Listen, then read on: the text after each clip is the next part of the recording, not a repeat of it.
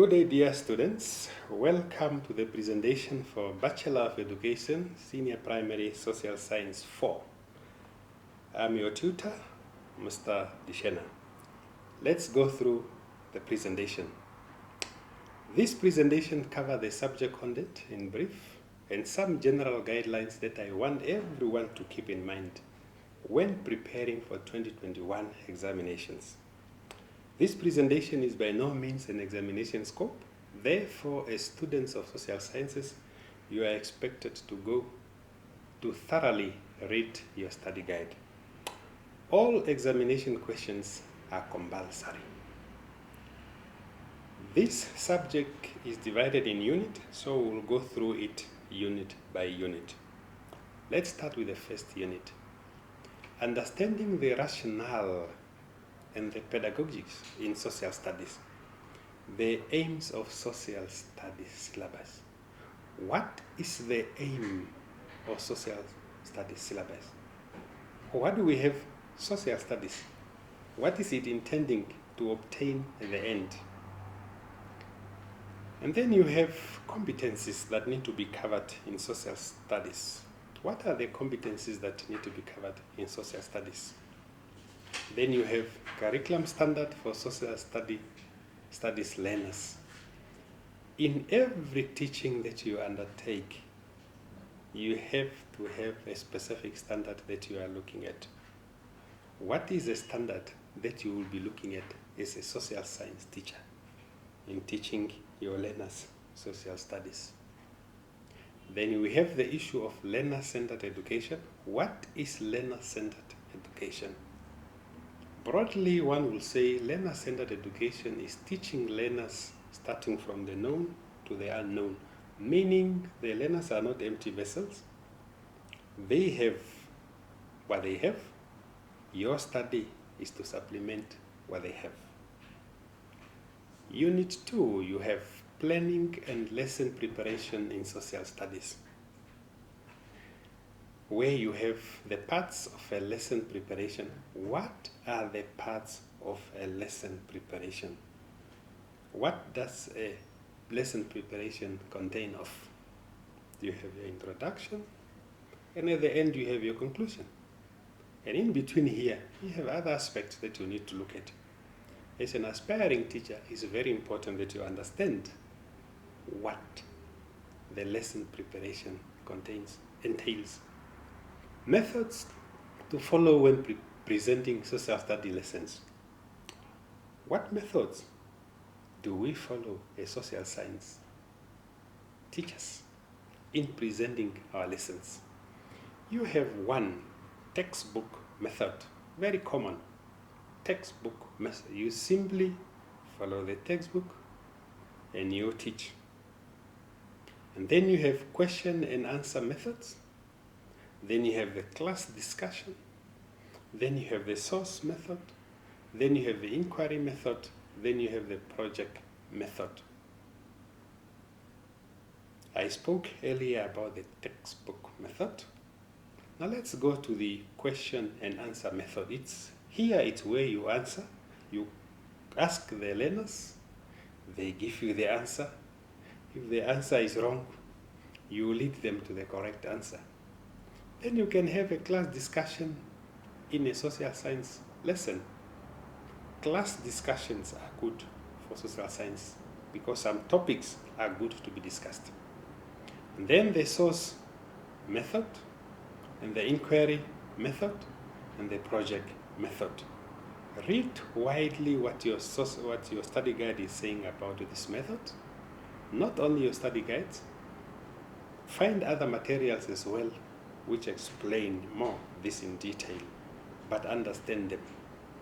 The role of subject heads and that of the teacher in improving learning performance. What do subject heads do at school level? What role do they play in improving learning performance? The title is already saying subject heads, meaning you head that subject. Now, if you are heading something, it means you are leading it. So that is the role of a subject head. It's to lead in this specific subject, to head this specific subject. And then you have Unit 3, where you have assessment and teaching in social studies. What is assessment? Why do we assess? Whom do we assess? Identifying and explaining the types of assessment in social studies. What types of assessment do we have in social studies? Baseline study, diagnostic assessment, formative assessment, summative assessment, continuous assessment. All these types of assessments are thoroughly explained in our study guides, and we need to understand them because we are going to apply them as teachers of social sciences. It's very important that you understand assessment and the types of assessment that could be used in social studies.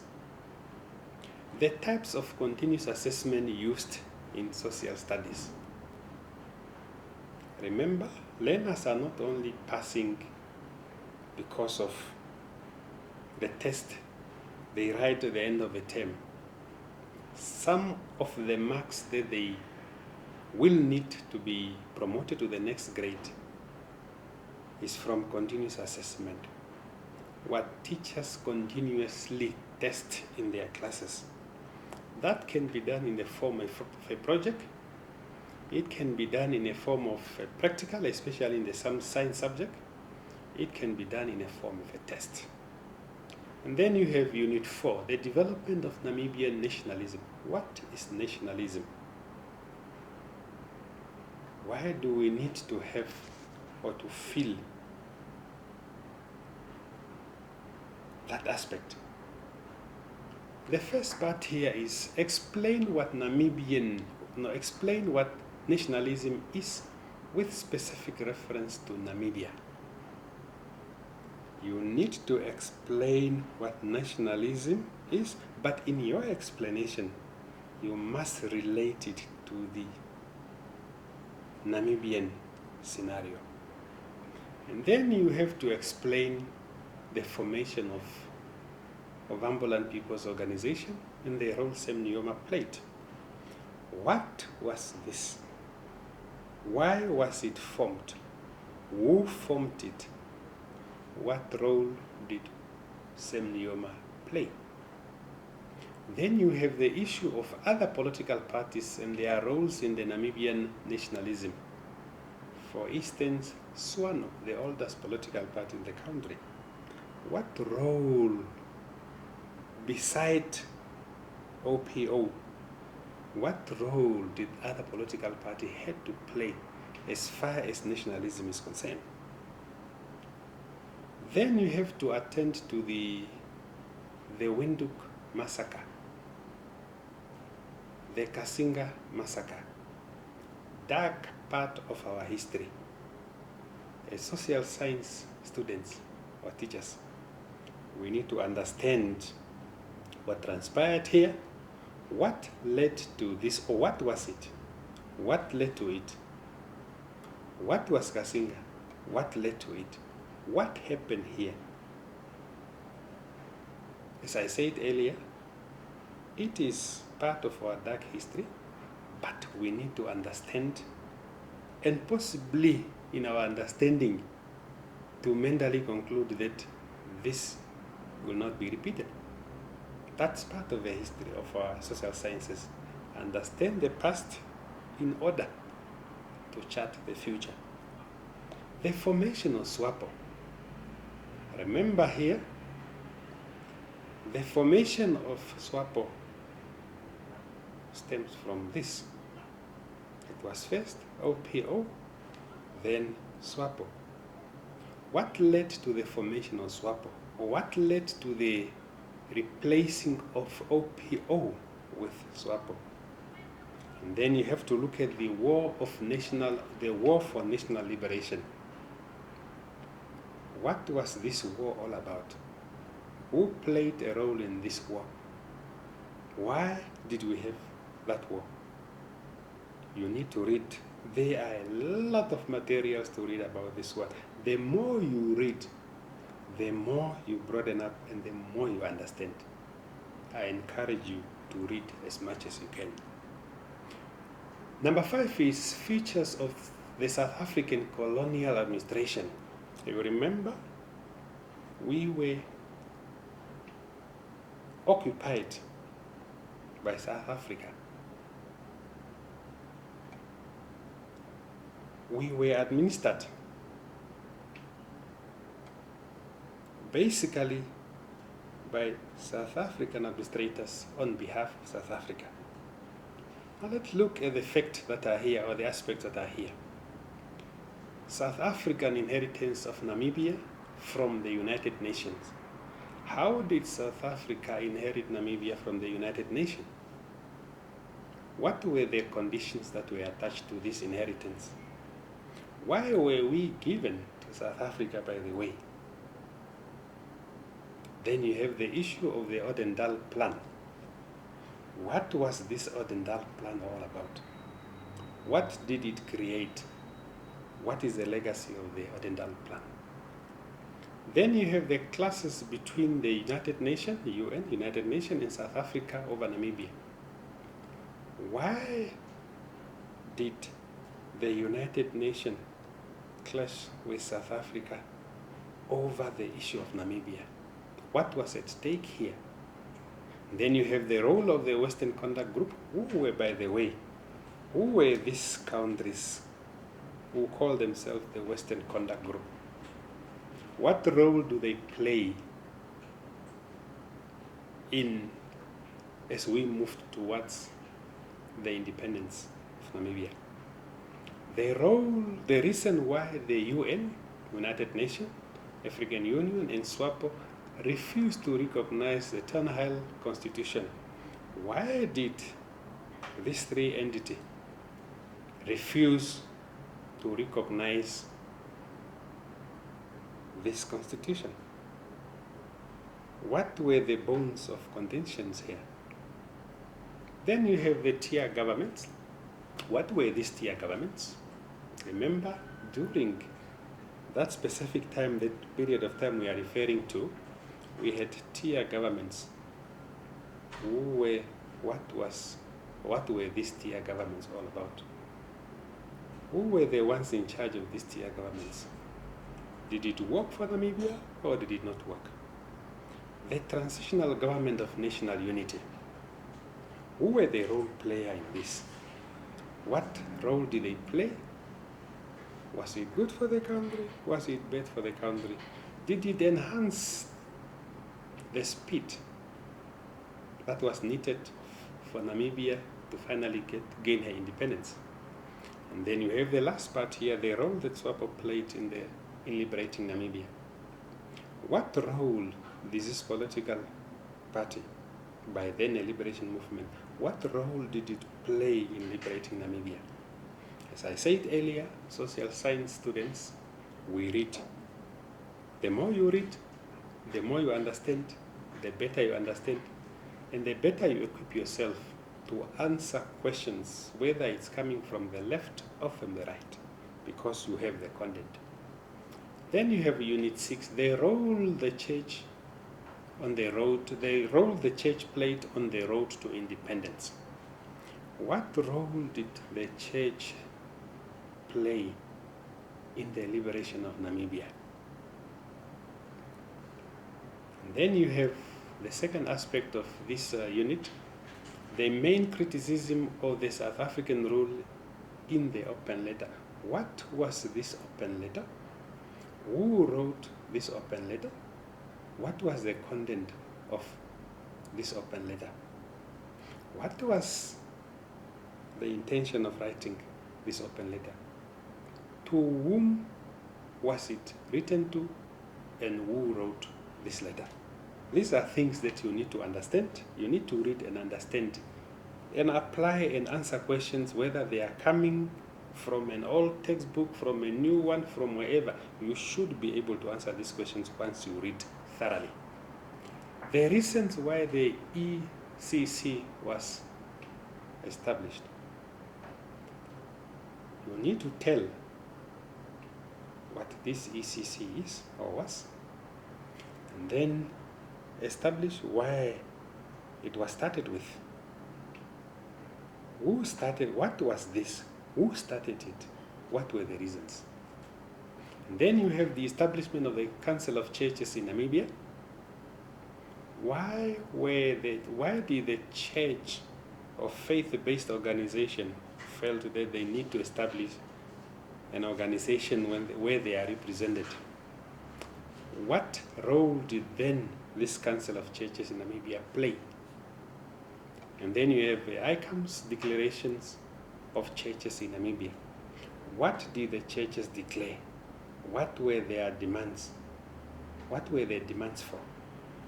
These are aspects that you need to read thoroughly about in order for you to understand as broadly as you can. The events prior to Namibia becoming a republic and the constitutional protection of human rights. Resolution 435. What was the Resolution 435? This was a resolution of 1978, and it asked for the independence of Namibia. Who were behind these resolutions? Where was it initiated? Remember the issue of the United Nations? Where was this initiated? Did it succeed in its original intention? These are aspects that you need to read about and understand. The Western Contact Group and the 1982 principles. What were these principles that were linked to the Western Contact Groups? I spoke earlier in the previous slide about the Western Contact Group. Who were they and what they had to do? Then you have the aspect of where you have to explain what UNTAG activities are. This is the United Nations Transitional Assistance Group. What were their role in this country? Why were they required to be here? Where did they come from and who sent them here? Some of their main roles are listed here. They had to repatriate. They had to deal with the issue of repatriation from people that are coming from exile. They had to deal with the issue of voter registration, and they also had to give voter education. Those are critical things that needed to be done before our independence. The repatriation of people that were in exile, registration of voters, and the voter education. And those were the key assignments for UNTAG. Then you have features of the Namibian Constitution. What are the features of the Namibian Constitution?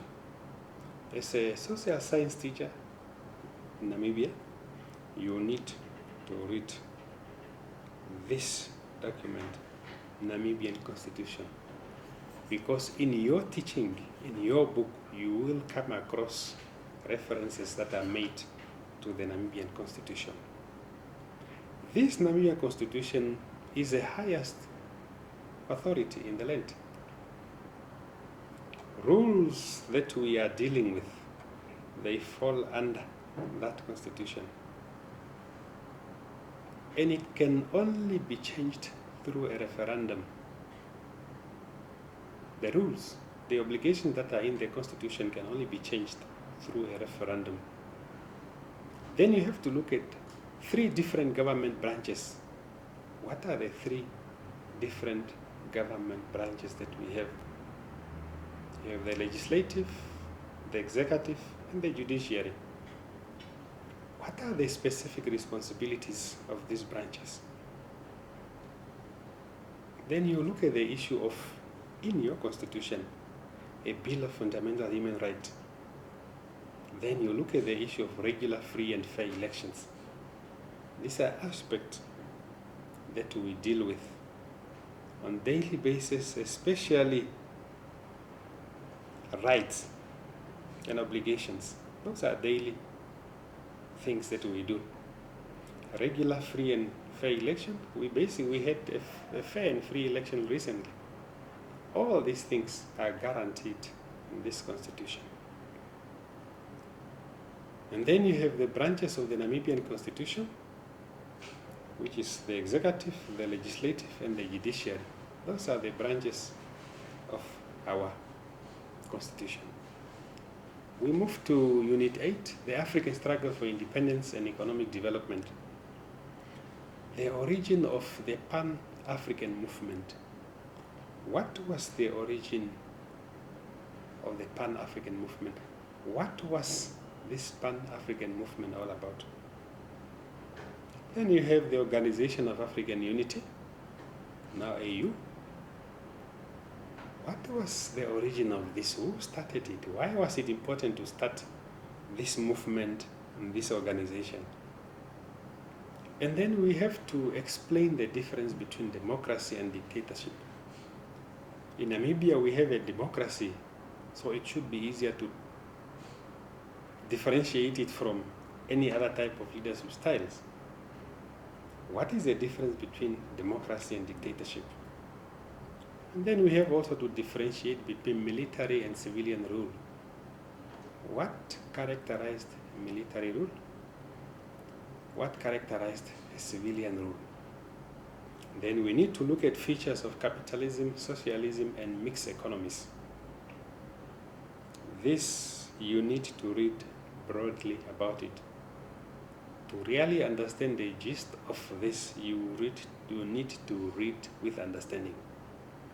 Factors that cause economic crisis in Africa.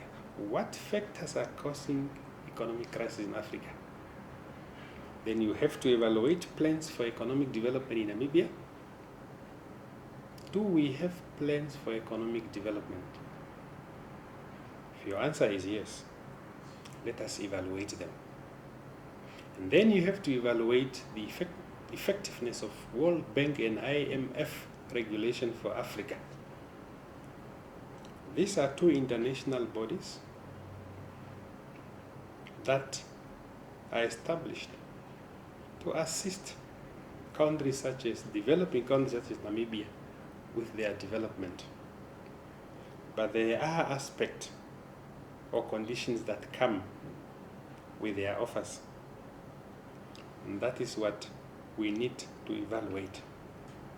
Let us evaluate the offers we get from these two bodies and see if it's really relevant to our conditions. Unit 9, Peace Treaties after the First World War. Remember, we had two global wars, the first one and the second one. We are now referring to the first one. There were quite a number of treaties that were signed after the end of the First World War. We also need to look at the development of fascism in Italy and Nazism in Germany. What was this fascism? What was this Nazism in Germany? Then we look at basic features of communism in China. Then we look at the aspect of Cold War. What is Cold War? How can war be called? So what is Cold War? It has to do with the relationship between this group of countries and these other countries. We need to figure out what this is all about. The League of Nations, aims and functions. What was this League of Nations? I'm using was because it was there, it's no longer there. It was replaced basically by the United Nations. So what was this League of Nations, aims and functions? Why was it replaced with the United Nations? Now, what are the aims and functions of the United Nations? What is the difference between the aims of this one and the aims of this one? The Organization of Petroleum Producing Countries. The countries that are producing petrol, or let's say fuel, they group themselves in an organization called OPEC. What do? as members of OPEC. Then you have the Southern African Development Community, SADC, we referred to it earlier. What is it? Remember, we are in Southern Africa. That is what you see here. It's key that you understand where you are, what organizations they are, what they do for you as a country. And then you have the issue of the World Bank and the International Monetary Fund. This is reading. You read and you understand because you are expected to apply your knowledge. Unit 10 is how to interpret and read different features of maps and weather data. Relief maps. What are relief maps? What information is depicted, or what information would you depict on a relief map? And then you have understanding of contour lines. What are contour lines? Identifying types of slopes. There are different types of slopes. You need to identify them. These two, contour lines and slopes, you will not do well if you try to memorize them without understanding how to identify them. This one you need to identify on any type of maps where they are depicted. Describe how to orientate a map. How do you find your place on a map? And then you have understand elements of weather instruments and weather data analysis. This is key to the grade 4 to 7 social studies learners because they need to understand weather, instrument for measuring weather elements, and the weather data that comes from that and the analysis thereof. Again, this is not about memorizing, it's about understanding. Describe how a low pressure system, what is the difference between high and low pressure? What is the difference? And then the last aspect here is you have to explain the influence of weather elements on local climate. Explain the influence of weather elements on local climate. What does weather elements have to do with our local climate? Number 12, you have geomorphology. The causes of the plate movement. What are these plate movements? Why do they move? Where do they move? What causes the movement? That is what you need to do about this, to know about this. And then you have converging, diverging, and shear plate boundaries. These aspects are depicted nicely in your study guide. Please read them with understanding. Don't memorize them, you need to understand. And then you have to identify major landforms on a map. If you are given a map with landforms, you should be able to depict and say, this is what, this is what, this is what, the type of landforms. And then there is explaining the relationship between plate tectonics, earthquakes, volcanism, and fault mountain ranges. Again, for you to be able to explain the difference between plate tectonics, earthquakes, volcanism or volcanoes, and fault mountains, you need to understand.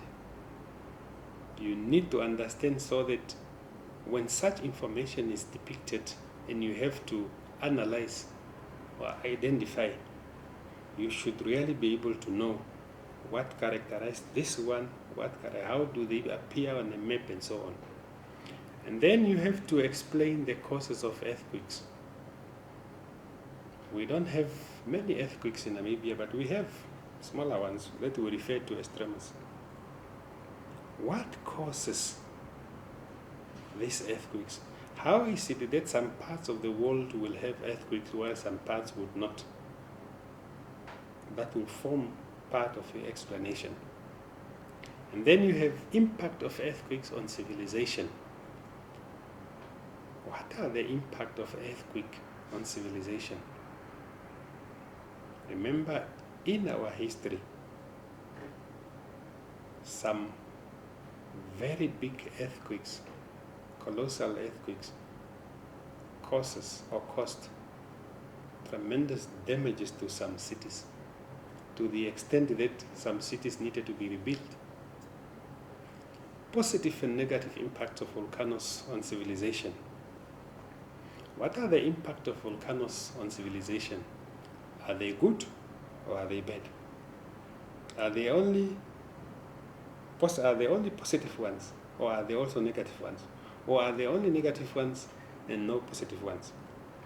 So you need to understand the impact of volcanoes on civilizations. And then you have to read about agents of weathering and erosion. That is the last part of geomorphology. Then you have population geography. Factors which influence population distribution and density. Look at the case of Winduk. Where do we find most of the people in Winduk? Why do you find them where you will find them? How are people distributed throughout the country? Sparsely distributed in the south, densely distributed in the north. What are the factors that influence that? And then you have to deal with the causes for rapid increase in population. Why is the population growing rapidly? What is causing that? Then you have to describe the population distribution and density in Namibia. When you have to do this, you don't need to generalize. You need to be very specific because you are talking about Namibia. Don't describe the population distribution of Namibia and you are mentioning China. So you are very specific about Namibia. Describe the patterns of growth in the Namibian regions. Population growth in regions. Where is it growing faster? Where is it growing slower? And then you have the issue of explaining key terms: fertility, mortality, net migration, and also factors influencing them. What is fertility? What is mortality? What is net migration? What influences this? That's population geography. What influences this? Then you have benefits and problems of population change in terms of the following. Benefits and problems in terms of the following. Rural-urban migrations. What are the benefits? People streaming from rural areas to towns. What are the benefits? What are the problems? If you look at Winduk, you will definitely find the answers. And then benefits, problems, rapid population growth. If our population is growing faster than our economic ability to sustain it, what problems is it likely to cause us? What benefits are we likely to get from there? And then you have this one very key: social standards.